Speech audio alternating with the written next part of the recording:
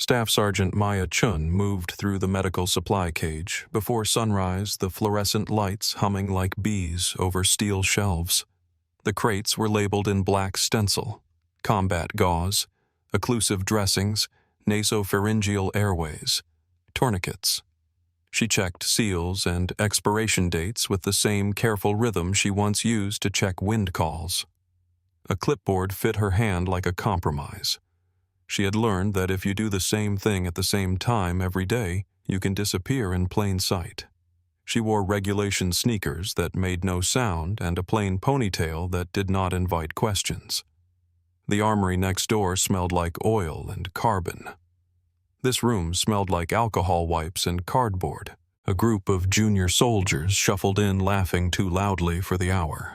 They signed for trauma kits and cracked jokes to hide nerves about a live fire later.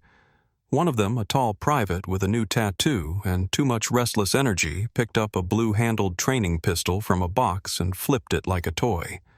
His friends egged him on. He pointed the plastic muzzle sideways with a grin while making pew-pew sounds as if nothing bad had ever happened to anyone. It was stupid and harmless until he pivoted and the muzzle swept a corporal who was lifting a case of saline. The corporal swore and shoved the hand down. The private puffed up to play tough in front of the others. Maya did not plan to move. Her body did it for her. She stepped into the space between the private and the corporal, pressed the web of her hand into the private's thumb, rolled his wrist along a small circle, and stripped the training pistol free. She planted it on the counter and set his hand down with just enough pressure to make pain bloom without leaving a mark.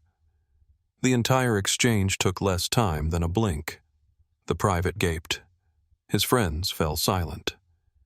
The corporal froze with the case of saline halfway to a cart. Maya held the private's eyes until his bravado drained like water from a cracked canteen. "Safe weapon handling only," she said quietly. "Training or not.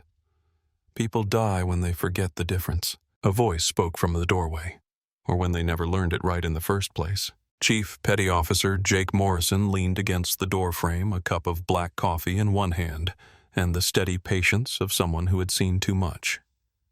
Navy SEAL. 15 years. Maya had seen him around base with a team that moved like shadows cut from the same cloth. He had the posture of someone who never let his back touch an open space.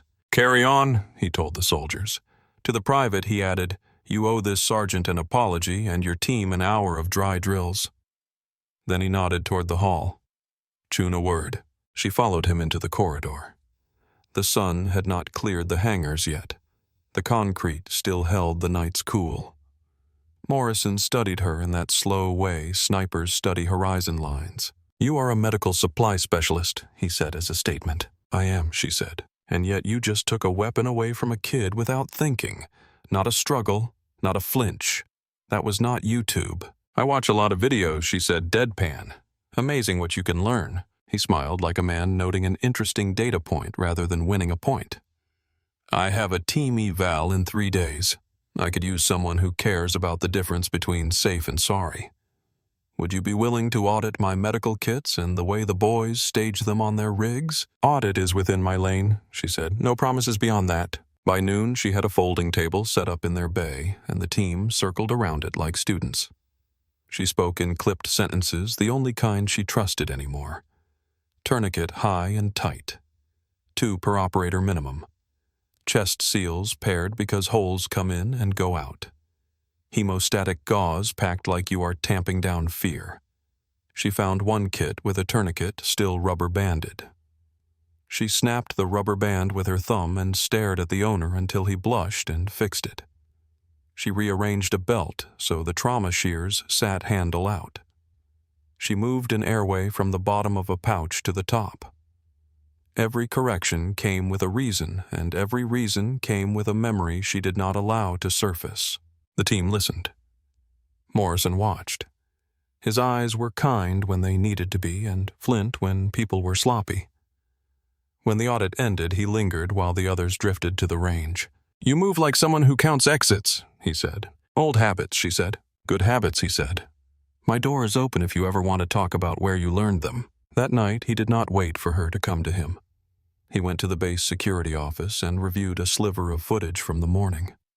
It showed a woman sliding through hallways in a pattern that minimized exposure and avoided blind corners.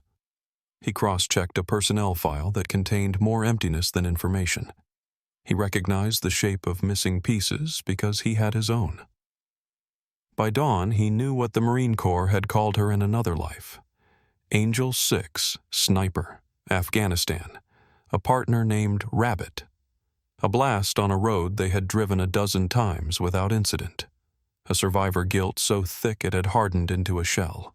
He asked for another conversation. Maya met him behind the medical cage where the laundry dryers drowned casual eavesdropping. "You are digging where people should not dig," she said without anger. "I am trying to keep my team alive," he said. "That includes not letting them bleed out because some idiot packed a tourniquet under a chem light. It also includes asking for help when I see it walking around pretending it is something else. I want to borrow your brain for a week. Technical only. Equipment staging. Immediate action medical. This is not a trap to drag you back into the sniper hide." She stared at the dryer door as socks spun. The circular motion felt like the way her life kept returning to the same point, no matter how carefully she planned a new path. "I left for reasons," she said. "I know," he said. "I read enough to respect them. I also know the cell that killed your partner is tied to chatter about a large attack. We might get a window to stop it. If we do, I want no one fumbling a tourniquet under fire." She did not answer then. She walked the perimeter of the compound at midnight, while the ocean pushed cold air over the fence. She listened to her thoughts until they became static and to her breath until it steadied. In the hour before dawn, she wrote a list on a legal pad. Non-negotiables. 1 week. Technical only. If stress breaks me, you pull me out, and you do not argue. He agreed to all of it without bargaining. The next 72 hours were a blur of order restored. She rebuilt their bleeder kits. She staged casualty collection points and taped glow sticks to triage tarps. She ran drills until the men could apply a tourniquet in the dark with one hand and no swear words. She took apart rifles because she could not stop her hands from helping once they started. She told herself it was maintenance, not combat. She told herself that checking extractor springs was just another form of prevention. At some point, she noticed that Morrison no longer hovered. He worked beside her with quiet certainty and let her set the pace, which was a leader's way of saying, "You are trusted here." On the 4th night, they stepped onto a Nevada training range built to mimic an ugly corner of a real city. Infrared strobes marked lanes no one could see without the right eyes. The evaluation board sat in a bunker with clipboards and headsets. On paper, it was a test. Off paper, Morrison had sources who said the role players would include men who had traded prison time for a chance to pretend to be bad guys under supervision. Pretend was a generous word for people who still carried the same grudges. Maya climbed metal stairs to a rooftop overwatch and set her borrowed rifle on a sandbag. She told herself it was just to watch angles. The radio in her ear whispered team stack and countdown. Her mind tried to go blank the way it used to for the clean edges of focus. Her body remembered. Her pulse slid down. Her breathing found the pattern. In for 4. Hold. Out for 4. The crosshairs swam into steadiness. She tracked a second-story window and noted a flicker of movement that did not match a role player with a paintball mask. She did not fire. The contract she made with herself forbade initiating anything. She called it in instead. Possible live muzzle 2 east windows from the breach. The charge went off at the front door and the world lurched. Not a standard door pop. The whole wall coughed itself onto the street. Dust roared. Debris tumbled. Someone screamed. The radio filled with overlapping calls, the kind of messy noise that says the plan just broke in half. Morrison, pinned under a piece of facade, tried to make his voice sound calm while asking for cover fire that did not exist yet. Through the scope, she saw a man with an AK slide from behind a car muzzle. Low eyes fixed the posture of someone who had done that dance for real. A second man stepped to a window with a long barrel that was not a paintball tube. Her finger found the trigger and stopped. 3 years of heavy dreams pressed against her knuckles. The memory of a Humvee roof above her head and the sickening roll, and a voice gone silent.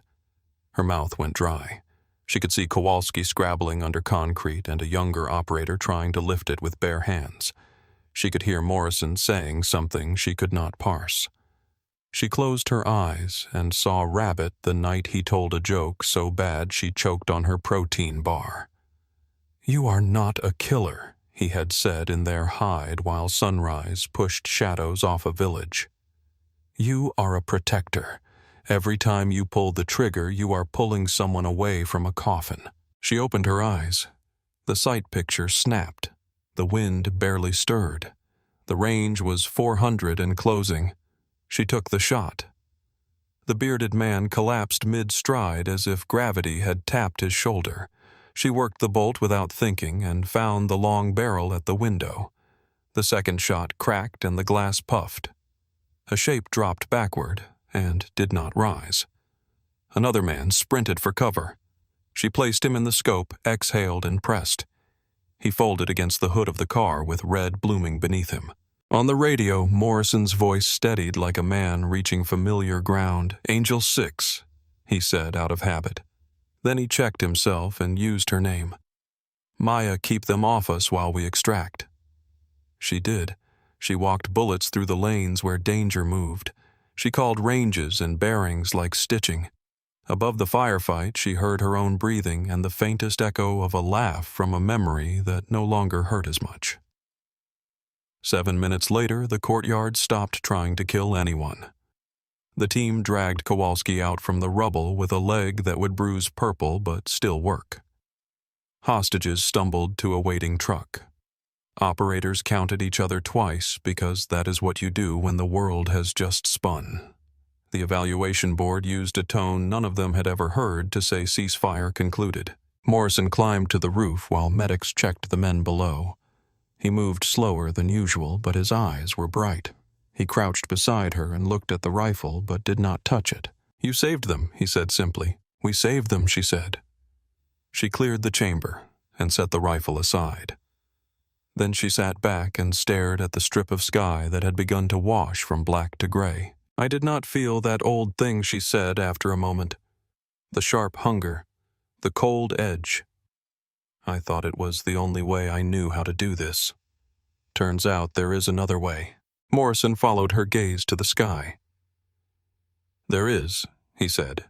"It is called living with yourself." Back on base, she went right back to the medical cage.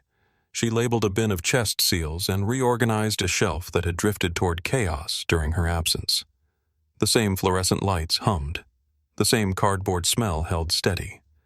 A private who had watched her disarm a kid days earlier stepped in with quiet feet and an honest apology for past stupidity.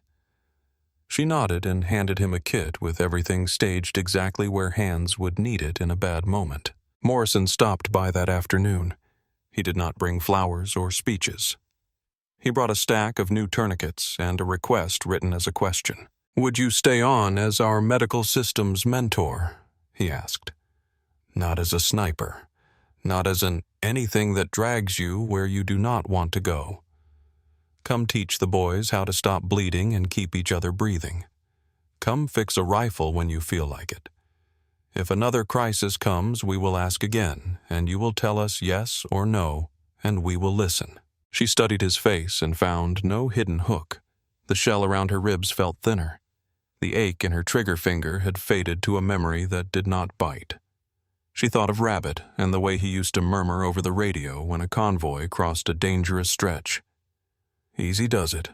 Eyes up. We got you." "I will mentor," she said. "1 day a week. Maybe 2. I keep my rank. I keep my quiet. If I say stop, you stop. No arguments."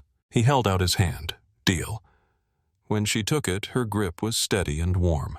That night she walked her old perimeter again. The ocean smelled like salt and evening and something clean. She passed the armory and did not flinch when a door clanged in the dark. She counted exits out of habit and smiled at herself for doing it. She knew now there was a middle path between the person who vanished into spreadsheets and the person who lived behind a scope. Not a return to war, not a refusal to help. A line drawn where purpose outweighed fear and service did not demand self-erasure. Before she slept, she opened a small wooden box that held the only photo she kept from Afghanistan. 2 silhouettes on a rooftop, one with a spotting scope, one with a rifle laid across sandbags. The sunrise behind them blurred their faces, but she knew those shapes the way a body knows breath. She touched the edge of the photograph. "I found a way you would respect," she whispered. The answer in her head sounded like relief. Morning came. The fluorescent lights hummed. The crates waited. She began her count with calm hands and a mind that no longer ran away from itself. Somewhere across base, a team of men laced their boots and checked their kits. They would come to her table later, and she would move items around until efficiency replaced luck. She was just packing medical kits again. It looked small from the outside. She knew better. Lives pivoted on small things done right by people no one noticed. She chose that again, and this time it felt like strength rather than hiding.